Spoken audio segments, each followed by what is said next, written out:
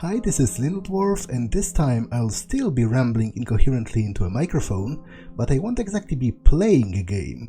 Instead, I'll be talking about one. The game in question is Soma, a 2015 adventure/walking sim by Frictional Games. This video will contain heavy spoilers for the game, so let me preface it by saying that Soma is actually a very good game in its genre, brings up interesting topics to consider, and is generally quite a cool experience. If you still haven't played it, consider doing so before watching this video. I do wholeheartedly recommend it. If you did play it and would like to see me experience it blind for the first time, there is a link to the playlist in the description. Now, going to the topic at hand.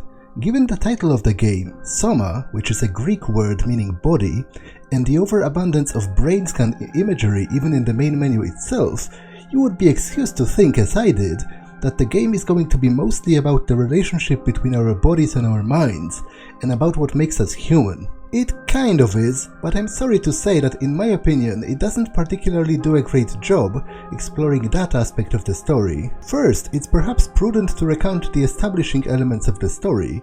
You play as Simon Jarrett, an ordinary Canadian guy who suffers a traumatic brain injury after a car accident in 2015. He undergoes an experimental brain scan to try and develop treatments that would save his life.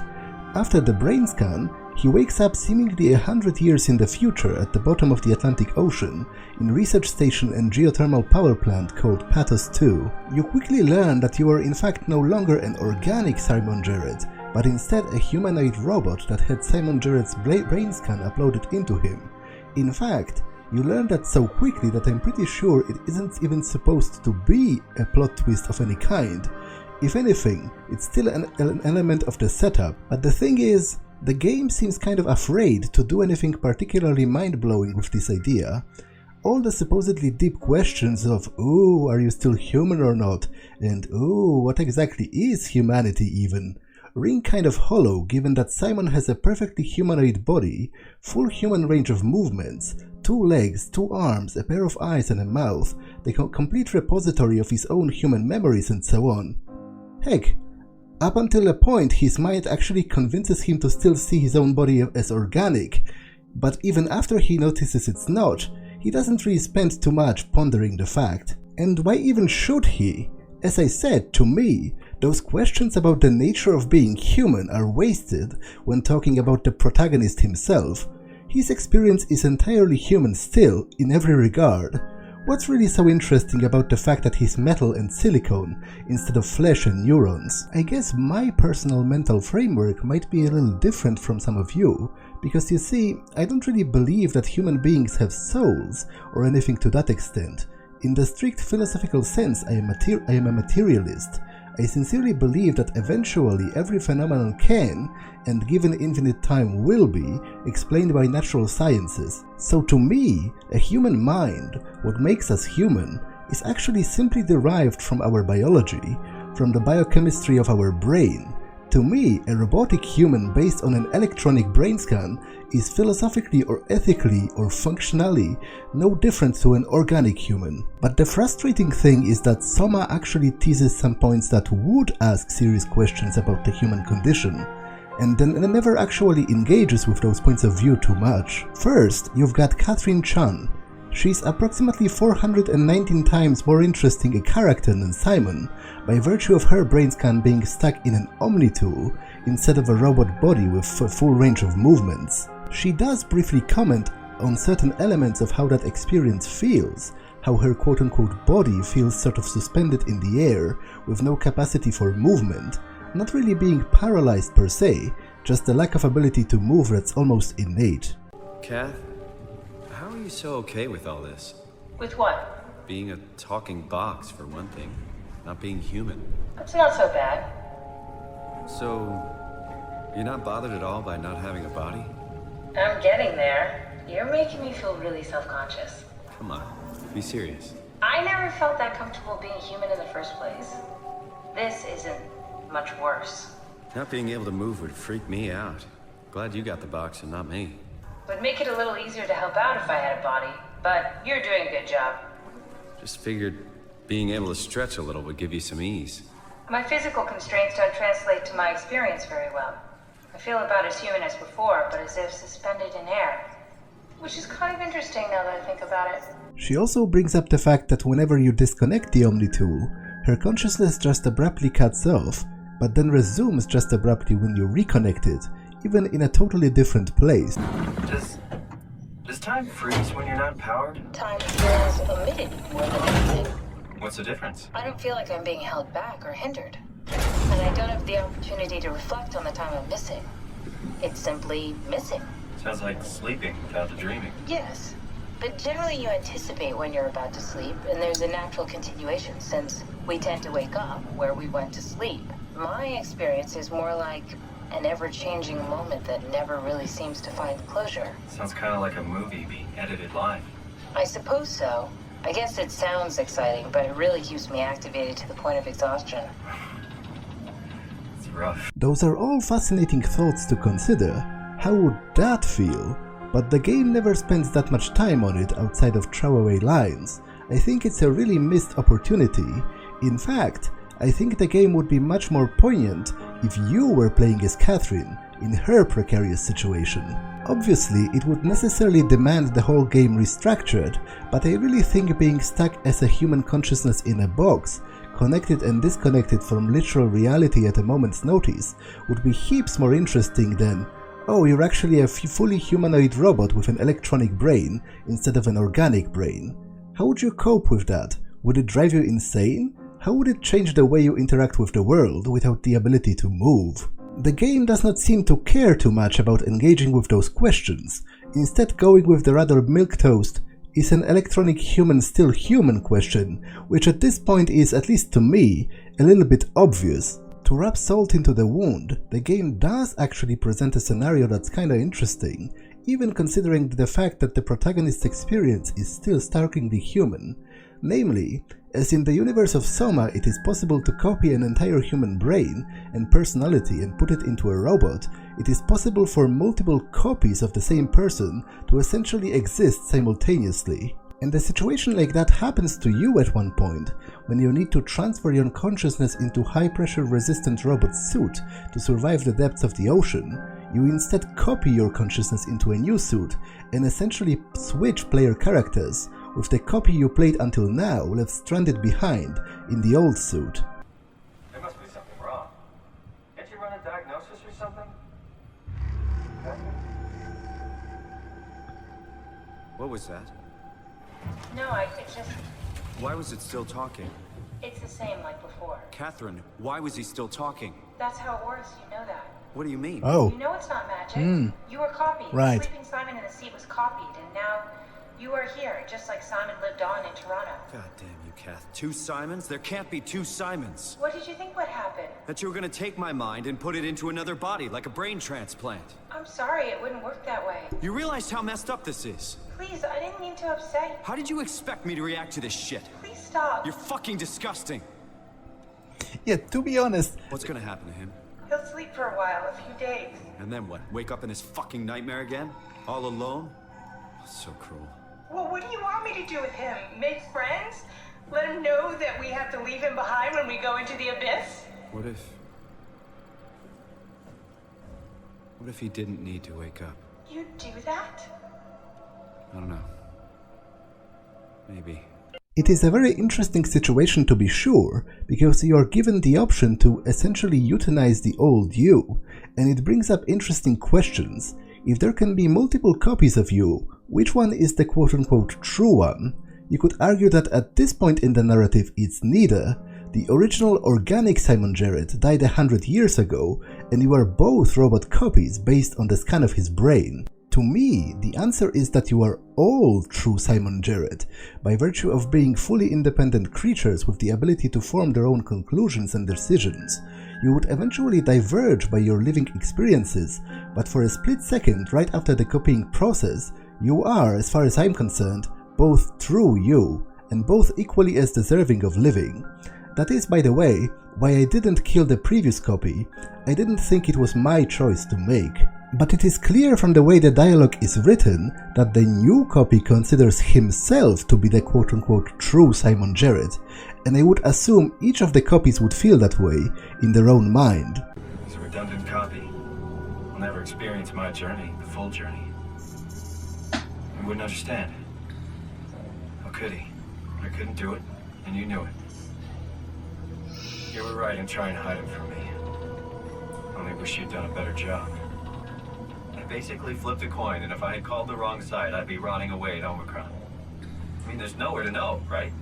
You didn't hit the make sure Simon wakes up in the right body switch, did you? Not that you would know. I mean, he would still claim to be the right Simon. Christ. This is awful. We did an awful fucking thing. And you wouldn't mind? Why would you? How could you know that it's not me, the me that I am, the same that I've always been?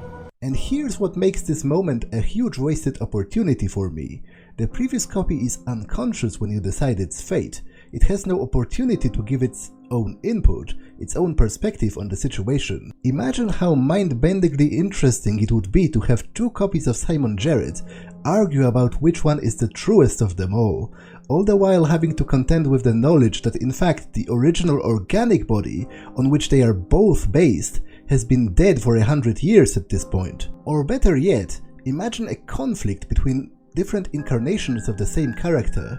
I was really hoping for something like that with Catherine, whom I mentioned already. Her electronic copy offhandedly mentioned that the original organic Catherine might still be around somewhere. I don't know. That version of me that I am. It came from a scan I did pretty early on. The living Catherine could very well have finished the project and launched it. I guess she could even still be alive. Weird thought. Imagine that. On one hand, you have a fully independent electronic copy of a human. On the other, you have the organic original human on which it is based. Then you could have a wonderful discussion about which one of them is quote-unquote real. For example, imagine a situation in which only one of them can survive, and they both argue over the question of which one of them has the greater right to continue living, and which one of them is maybe possibly just basically an electronic knockoff. But nothing like that ever happens. You find organic Catherine already dead, and there's a short dialogue about her electronic copy being mildly distraught at learning that her organic friends killed her organic self, but that's pretty much it. In the end, I feel like Soma's commentary on the nature of the relationship between your brain and what makes you a person, on the exact qualities of what constitutes a human being, is rather painfully formulaic and a clear example of lost potential. A lot more could have been done with that, in my opinion. And yet, I still enjoyed Soma a lot. Part of that is because of its dark, bleak atmosphere. You see, for me, Soma was less about the personal aspect of human condition, and more a story about human extinction, and about all that it makes you, a human, feel. The story of Soma takes place after a cataclysmic comet impact event, which has in all likelihood caused the extinction of all humanity, save the very few employees left on the underwater pathos-II station, which was deep enough to shield them from the impact. By collecting audio recordings and notes, you uncover the state of the mind of the crew and their attempts to deal with the situation. They eventually settled on something called the ARC project, an electronic simulation prepared to house all of the crew brain scans that would then be launched into space to be sustained by solar powers for centuries to come. My project? Oh, well, I saved all the people on the station as brain scans and put them into an artificial world. We were going to launch it into space to save it from, well, all of this. Are you telling me that you were going to launch a computer world filled with people into space? Yes. It was just a pet project at first, but it got really serious after the comet took out the surface. Then suddenly it became very important, and it was officially named the Ark. Delivering it into the orbit is basically your mission in the game, the last-ditch effort to save at least some remnant of humanity, an electronic memento of the real thing at the very least. And while doing that, I wondered a lot about our purpose as humanity, and about how I feel about the prospect of our eventual extinction. Because let's not beat around the bush, one way or another, it will happen eventually. Quicker, slower, doesn't really matter. The vast majority of all species that have ever lived on Earth are already extinct at this point, and one day humanity will just be one more. Playing Soma made me realize that I'm eerily okay with that thought. I don't want particular humans to suffer, but the cessation of existence of humanity as a whole doesn't really bother me. When it's our time, I guess. That is, by the way, a reason why when you find the probably last organic human on Earth, Sarah Lindwall, and she asks you to help her die, I didn't hesitate for even a split second. For me, it was straight up the easiest choice in the game to respect her wish in that regard. It just wouldn't feel right to force her to live. For what? A minuscule, pretty much meaningless chance to prolong the existence of organic humanity for a bit? I just shrugged, disconnected her as she asked me to, and felt pretty good about it afterwards. This is also the reason for me destroying the WoW, by the way. The WoW was pathos-II's AI tasked with the mission of preserving the lives of the crew, and it took this prime directive a bit too literally, leading to untold suffering and monstrosities when it fused dying people to the walls in an organic moss of sorts, because it treated being alive as fulfilling its directive with no regard to such pesky qualifiers as the actual quality of life. It felt grotesque to me, this budding AI playing with what was basically a carcass of humanity at this point, with no deeper understanding of what humanity even is. And besides, even if its understanding of the quality of life would eventually improve, I still felt it was vastly irresponsible to leave an all-powerful AI overlord over your head that can end your existence at a whim anytime it deems fit, just because its perspective shifts again in the future. Now, coming back to the ARK project, I kind of flip-flopped on the reasonableness of it as the game progressed. My initial gut reaction was that it is a stupid idea that makes no sense. It's a digital simulation, full of digital copies of human consciousness. The people inside will never have any tangible impact on physical reality. It is basically like playing a VR game with your coworkers for 100 years. But then at the end of the game, my perspective kind of shifted again.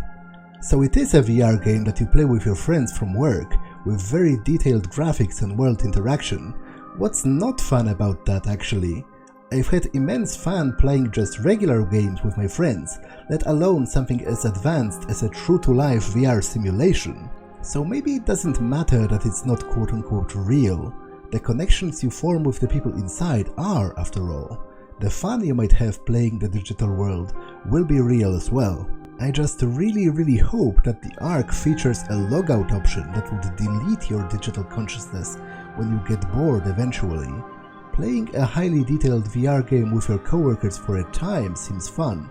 Playing a highly detailed VR game with your coworkers for all eternity, on the other hand, is pure nightmare fuel. Overall, Soma didn't entirely deliver on presenting the issues I thought it would, but despite that it delivered in other areas, and was, all in all, a wonderfully dark and enjoyable experience. I had a lot of fun with the game, and within the genre of walking sims, I definitely consider it top tier. Do you know any other games that bring up topics as dark as Soma's? Please let me know in the comments, I would probably greatly enjoy them. You can also view my other video essays, to which I've put a link in the description. Please let me know your feedback on this video. I do intend to make more videos like this one, discussing themes and elements from my favorite video games that I found intriguing. For now, that's all for this one, and I will see you in the next one. Bye!